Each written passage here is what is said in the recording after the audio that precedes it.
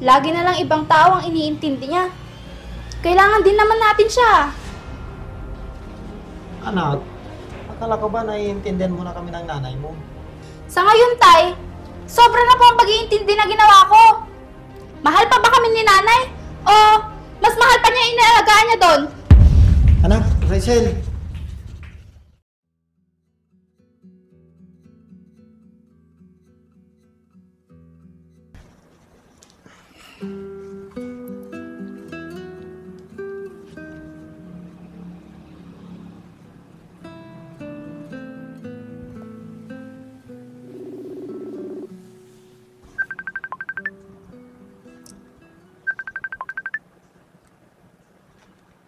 Hello, mahal.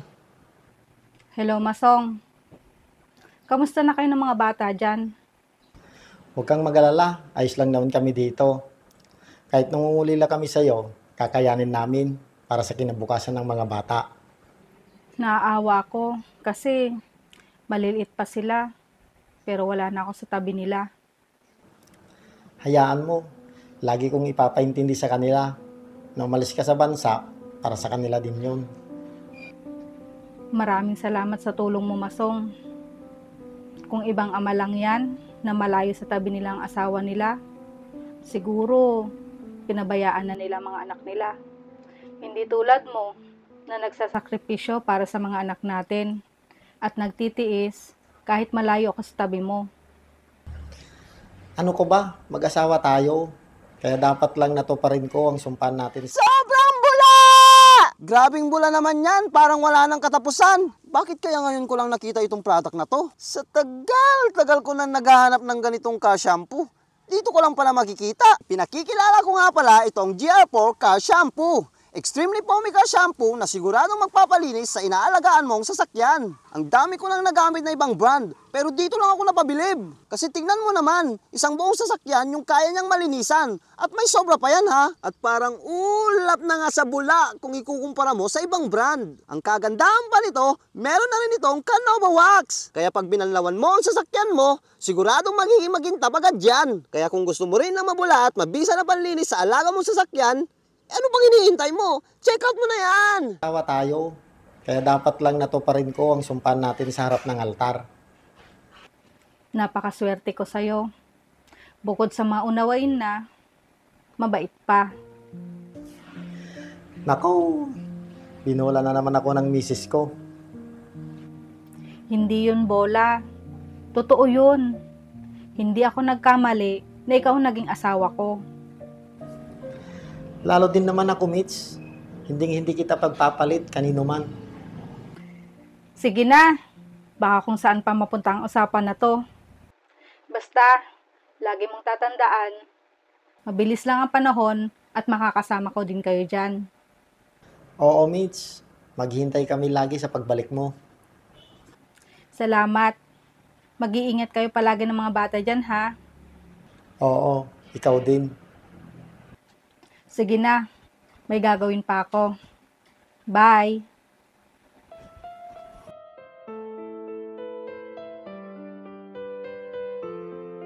Maraming salamat, Panginoon. Hindi ko makakaya na buhayin ng mga anak ko kung wala si Mitch na tumutulong sa amin. Kaya ingatan niyo po siya palagi doon sa ibang bansa.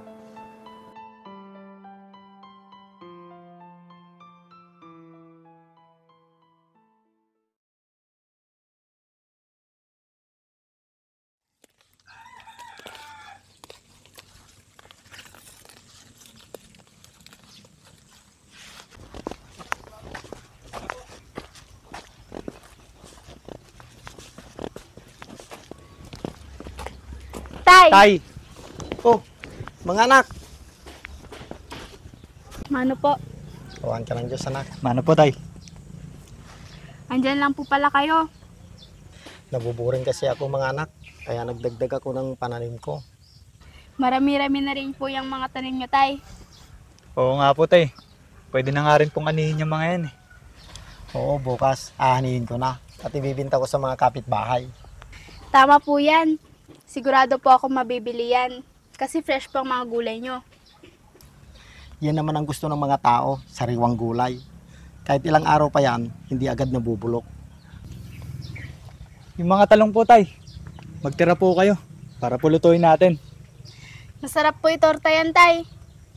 Oo, mamaya magluluto ako ng tortang talong. Salamat po, tay. Sige po, magbibis na po muna kami. Sige, susunod na ako mga anak. Sige po tay. Tara na, kuya.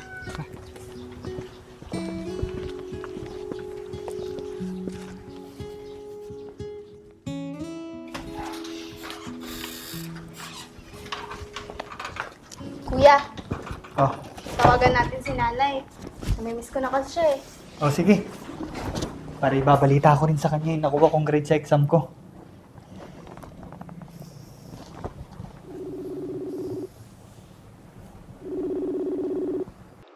Hello mga anak, napatawag kayo. Nay, kamusta ka na po dyan? Namimiss na po kasi kita. Kailan ka po uwi? Nako, ang anak ko talaga. Siyempre, ako din. Sobrang miss ko na kayo ng kuya mo. Ako naman, pakusap po kay nanay. Nay, kakausapin ka daw po ni kuya. Sige anak. Nay! May magandang balita po ako sa inyo. Ano naman yung magandang balita na yun, anak? Nay, matataas po ang nakuha ko sa exam ko. Talaga anak? Magandang balita nga yan. Sana anak, ipagpatuloy mo pa yan ha. Para kapag nakapagtapos ka, makahanap ka kaagad ng magandang trabaho. Hayaan niyo po, Nay. Nagsisikap po kami ni Rysel na makapagtapos sa pag-aaral. Para kami naman po ang susuporta sa inyo ni tatay. Maraming salamat anak. Nay, malapit ka na po bang magbakasyon dito? Matagal pa anak. Nagtitipid si nanay. Sayang naman ang perang pamasahe ko pa uwi dyan, di ba? Nay, kasi po, Bakit anak? May problema ba? wala po, Nay. Hindi na naalala ni Nanay na magtitibo na ako sa susunod na buwan. Ilang taon na rin nawala siya sa tabi ko sa araw ng birthday ko. Anak, nandyan pa ba kayo? Sige na po, Nay. Ingat po kayo palagi dyan. Kayo din ang kuya at tatay nyo. Mag-iingat palagi. Opo.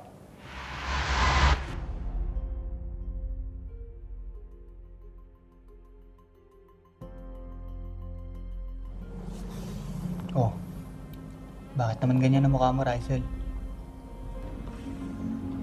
Kasi kuya, malapit na ang kaarawan ko. Magdidibo na ako. Kaso, hindi uuwi si Nanay. Bunso, sana maintindihan mo si nanay. Kasi ako, naiintindihan ko kung ano yung sitwasyon natin ngayon. Sana kuya, makapagtapos na tayo ng pag-aaral at makahanap ng magandang trabaho para tayo naman ang susuporta sa kanilang dalawa ni tatay. Matutupad natin yan. Basta lagi lang tayo magtiwala sa Panginoon at sa mga magulang natin. Tama ka kuya.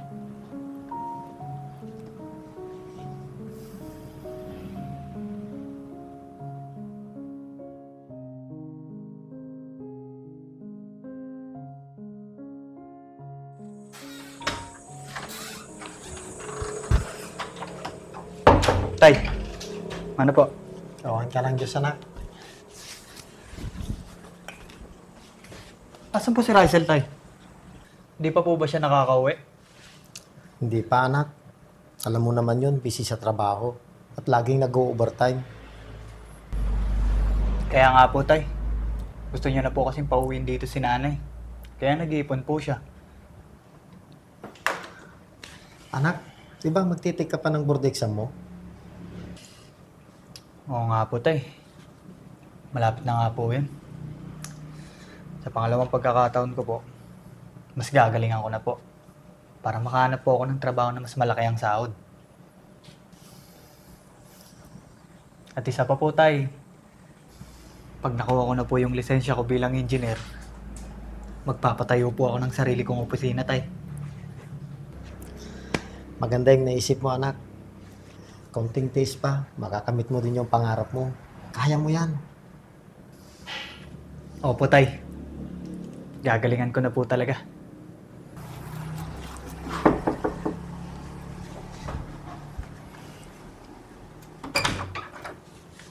Oh, Rysel. Tay, mano po? Awan ka ng Diyos, anak. Ba't parang pagod na pagod ka? Nag-overtime po kasi ako, kuya. Baka masobran ka naman sa trabaho, anak. Magkasakit ka niyan. Tay, gusto ko na po kasing umuwi si nanay. Malalaki na rin po kami at may mga trabaho na.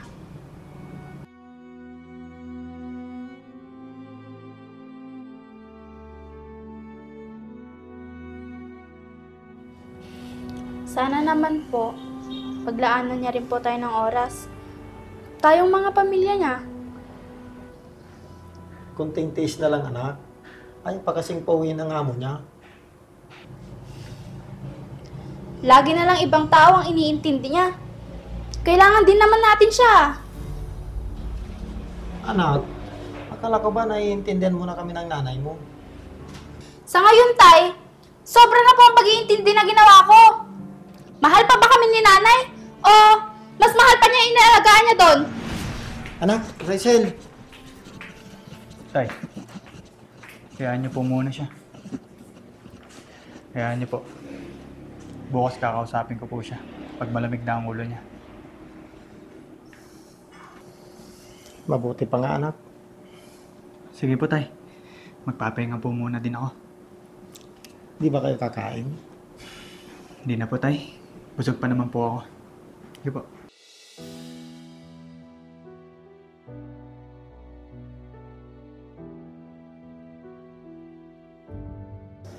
Paano ko kaya papaliwanag kay Mitch na nagtatampo na si Rysel sa kanya? Sigurado akong uwi yun ng biglaan pag nalaman niya.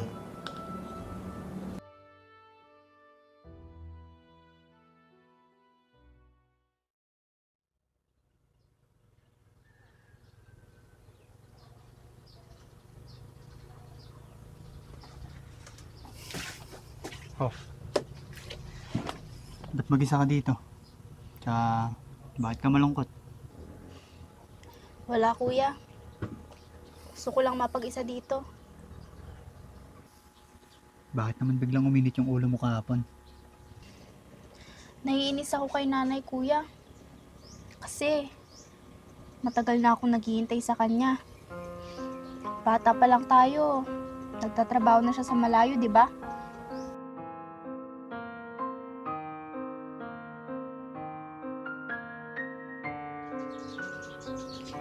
Gusto ko na rin siyang makasama. Ngayong may trabaho na ako. Kaya ko na rin naman silang suportahan. Sila ni tatay.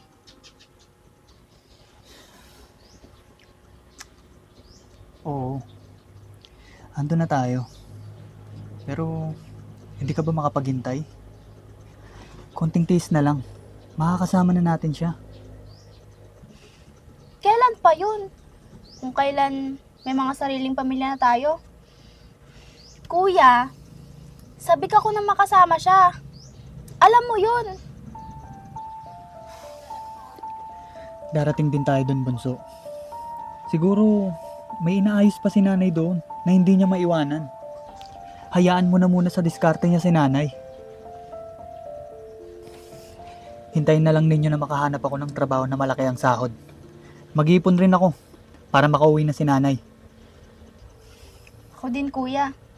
Kailangan ko pa ng mas maraming ipon para pagdating ni nanay dito, maayos na ang lahat. Oo, tama ka, Bunso.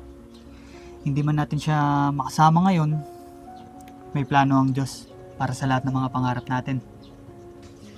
Tama ka, kuya. Pasensya na pala kayo kahapon. Mabilis uminit ang ulo ko. Hindi ka dapat sa akin namigay ng pasensya, kundi kay tatay. Kasi pati siya, naapektuhan sa mga sinabi mo kahapon. Hindi ko naman yung sinasadya, kuya. Marami lang akong iniisip. Isa pa, namimiss ko lang si nanay. Kami din naman. Namimiss din naman namin siya. Hayaan mo. Balang araw, di natin namamalayan na unti-unti na palang natutupad yung mga pinapangarap natin. Oo, kuya. Hihintayin ko ang araw na yon. Pagbubutihan ko at pagsisikapan ang trabaho ko. Para makita ni nanay na may halaga ang pakikipagsapalaran niya sa abroad. Ako din. Ipapasa ko ang board exam para maging engineer na ako. Para naman mapawi ang hirap at pagod ng mga magulang natin. Tama ka, kuya.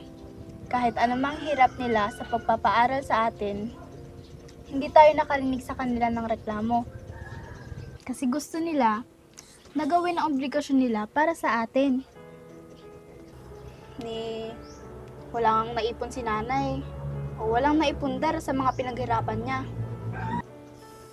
Lahat ng pera na sinahod ni nanay, napunta lahat sa pag-aaral natin. Kaya nga, kuya.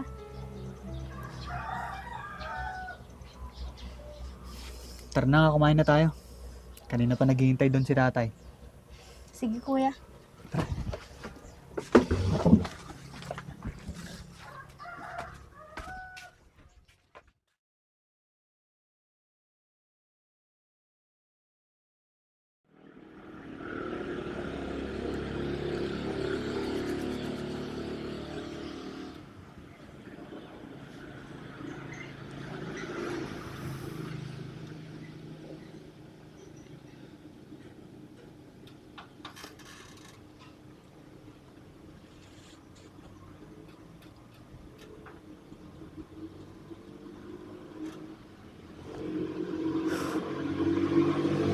Yes!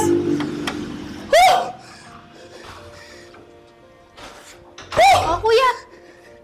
Anong nangyari? Ryzen! Nakapasa ako sa board exam! Engineer na ako! Mabuti naman kung ganun, kuya. E di magpapatayo ka na ng sarili mong opisina niyan. Hindi naman ganun kadali yun, Rysel. Kailangan ko pa mag-ipon. Mga 2 taon pa siguro. Ayos yan, kuya. Para may sarili ka ng business. Mas maganda kung ikaw maghahawak ng mga tauhan mo. Tama ka dyan, Rysel. Pero kailangan ko muna magtrabaho sa iba. Habang nag-iipon ako para sa pinaplano kong magtayo ng sarili kong opisina. Si nanay kaya, kuya? Ano kaya kung pauwiin na natin siya? Di bale, may kanya-kanya naman na tayong trabaho. Oo nga, Rysel. O mga anak, mukhang masinsinan yung usapan yung magkapatid Tay, magandang balita po. Nakapasa po ako sa board exam. Engineer na po ako, Tay. Talaga anak? Opo, Tay. Maraming salamat sa Diyos. Congratulations anak. Proud na proud ako sa'yo. Malamang matutuwa si nanay pag nalaman niya to. Mga anak, nakausap ko kaninang nanay nyo tungkol sa pag-uwi niya. Tay, ano pong sabi ni nanay? Sabi niya, pwede na daw siyang umuwi. Nakiusap siya sa kapatid ng amo niya na kung pwede na siyang umuwi at hindi na siya babalik pa doon. Ano pong sabi ng amo niya, Tay? Mabait naman ang amo niya, kaya pinayagan naman siya.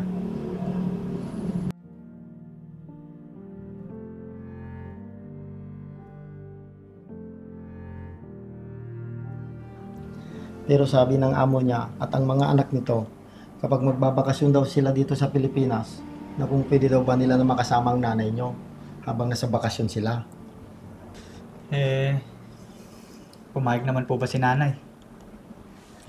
Oo anak, ilang araw lang naman sila dito sa bansa at taon-taon naman sila nagbabakasyon. Baka siguro, namimiss lang nila si nanay. Ilang taon din po kasing nanilbihan si nanay sa kanila. Oo mga anak, lumaki na ang mga anak nila nakasama ang nanay nyo. Mabuti pa nga po sila, Tay. Nakasama nila si nanay hanggang sa paglaki nila. Samantalang kami, Hindi. Pero ayos lang po yun, Tay.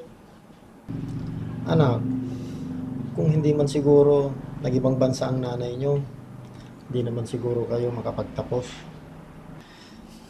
Oo nga po. Nakakasama nga natin dito si nanay. Pero hindi naman tayo nakakapag-aral. Kung mas nahihirapan tayo, mas nahihirapan ang nanay nyo doon sa ibang bansa. Hindi, wala nga siyang makakasama doon. Samantalang tayo dito, magkakasama. Ang mahalaga, Tay, Rysel, nairaos tayo ni nanay. Kaya, ito na tayo ngayon. May magandang trabaho at may pinag-aralan. Yan ang sakripisyo ng nanay nyo. Napagtapos niya kayo ng maayos.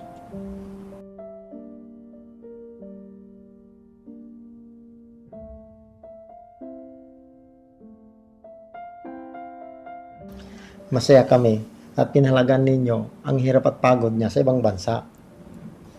Hindi tulad ng ibang nag-abroad, nilulustay lang ng ibang anak nila at asawa ang mga pinaghihirapan nila doon sa ibang bansa.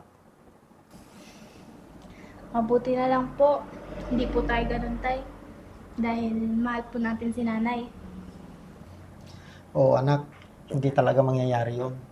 Nagpapasalamat ako sa nanay nyo na binigyan niya ako ng mga anak na kagaya nyo. Kami po ang dapat magpasalamat sa inyo, Tay. Dahil kayo po ang tumayong nanay at tatay namin habang wala po si nanay. Kaya nga po, Tay. Saludo po kami sa inyo dahil hindi niyo po kami pinabayaan. Mahal na mahal ko kayo mga anak.